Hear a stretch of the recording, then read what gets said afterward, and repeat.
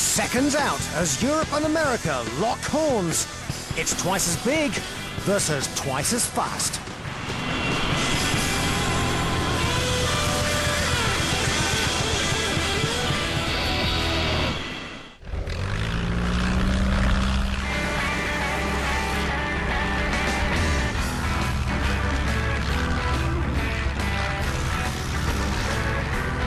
You can't beat the simplicity of a 1930s Tiger Moth. Whoa! Hey! Superb! But I wouldn't want to fly to New York in one. The aviation revolution was an incredible thing. Once designers got the bit between their teeth, so to speak, once they got their heavy metal airborne, developments proceeded at an incredible rate.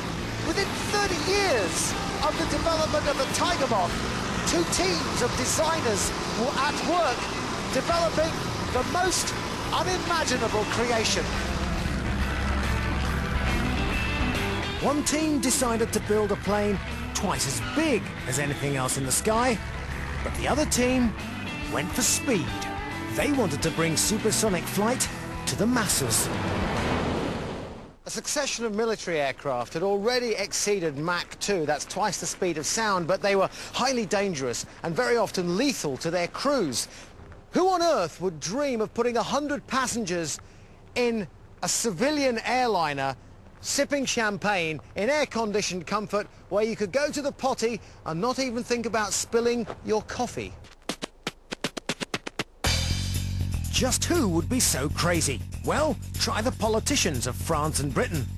The two former superpowers would stop at nothing to get one over on the Americans, to be the first to send passengers through the sound barrier. It may have seemed bonkers, but what they built was an aviation legend. Slender, sexy, and faster than a bullet. Concorde.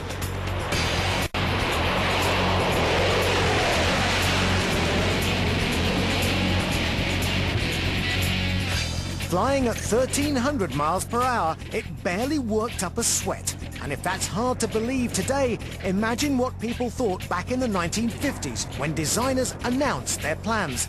We didn't even have calculators back then.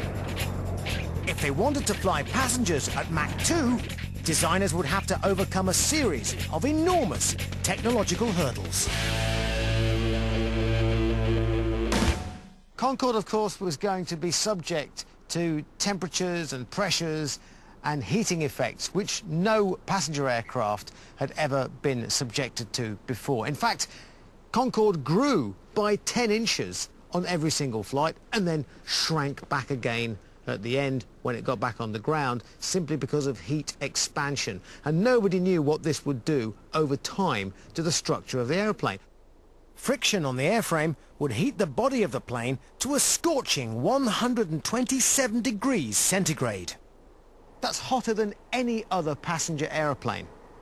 In fact, you could even fry your breakfast on it. That'll be done quite nicely in a couple of minutes.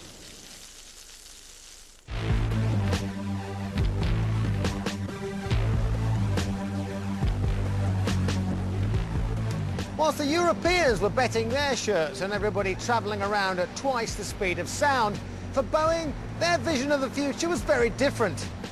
Their vision was big. Americans had never been shy about unleashing huge aircraft into the skies. Unfortunately, planes like the Spruce Goose never really took off.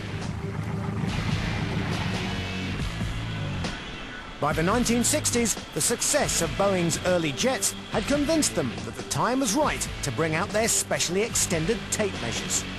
The 747, the jumbo jet, was born. It would be twice the size of anything else in the skies.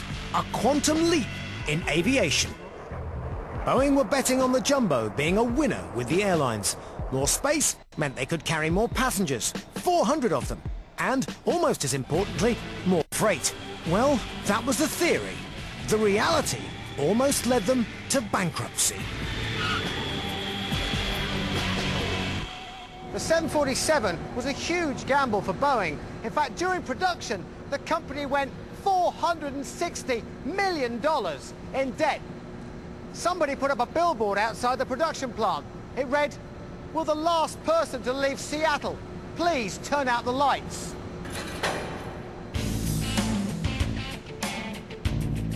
Back in Europe, with the unlimited supply of two nations' treasuries, money was no obstacle.